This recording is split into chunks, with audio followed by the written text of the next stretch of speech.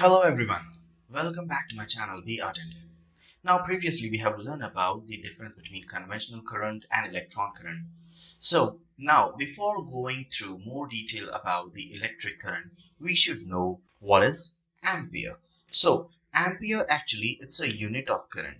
Ampere, it is nothing but a unit of, I would say, electric current.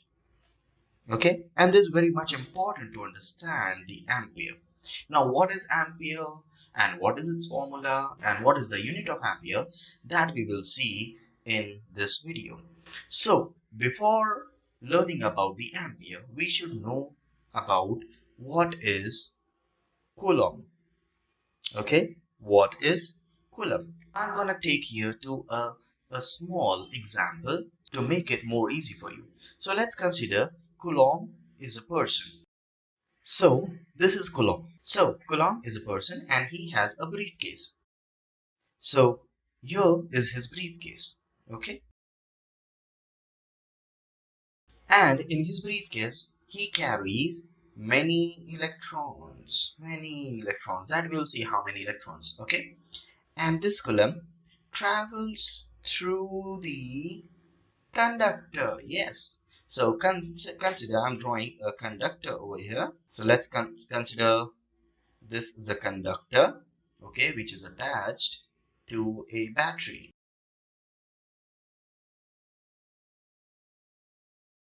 Okay, and we need to know that how much faster the coulomb passes through this conductor.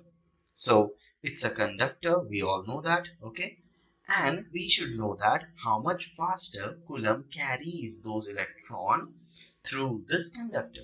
So to understand this, we are making an imaginary cross section and we are going to check that if 1 coulomb, okay, it is 1 coulomb and it is passing through this cross section in 1 second. So I will write over here, this is 1 coulomb, okay, and it is passing through this cross section which I have shown you over here. Okay, so it is passing through this cross section in 1 second. Okay, did you understand this? So if a 1 coulomb passes through that cross section in 1 second, we say it is 1 ampere of current. 1 ampere of current. Now let's talk more about 1 coulomb.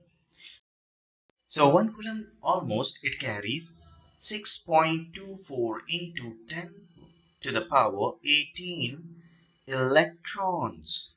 That is equal to 1 coulomb. So we can say that the coulomb which we have seen earlier has a briefcase and that briefcase consists about 6.24 into 10 raised to the power 18 electrons in it. So we can say that 1 coulomb of charge, this is the charge, 1 coulomb of charge is equal to 6.24 into 10 raised to 18 electrons. So as we have seen earlier, in a conductor through a cross section, if 6.24 into 10 raised to the power 18 electrons pass in 1 second, that time we call it 1 coulomb of charge is passing in 1 second. So whenever 1 coulomb of charge is passing in 1 second, what do we call it? We call it 1 ampere. Now what happens instead of 1 coulomb of charge, we have 2 coulomb of charges. So what happens if we have instead of 1 coulomb of charge, we have 2 coulomb of charges. So over here, instead of 1 coulomb of charge, we will have 2 coulomb of charges. So that time the double amount of the electrons will flow through a cross section, okay, through a cross section in 1 second. So here we got 2 coulombs, right? So here we got 2 coulombs which are passing through a cross section of a conductor in 1 second. So we got it 2 ampere. Same like that, if the number of coulomb gets increased to 3, then it will be 3 ampere. So ampere is a quantity. If 1 ampere, if we want to define, we call it when 1 coulomb of charge passes through a cross section in 1 second, we call it is 1 ampere. So here we have defined 1 ampere in this video and how it passes through a cross section of a conductor. Okay, so more the charges flow, okay, more the charges flow, it is equivalent to more coulomb passing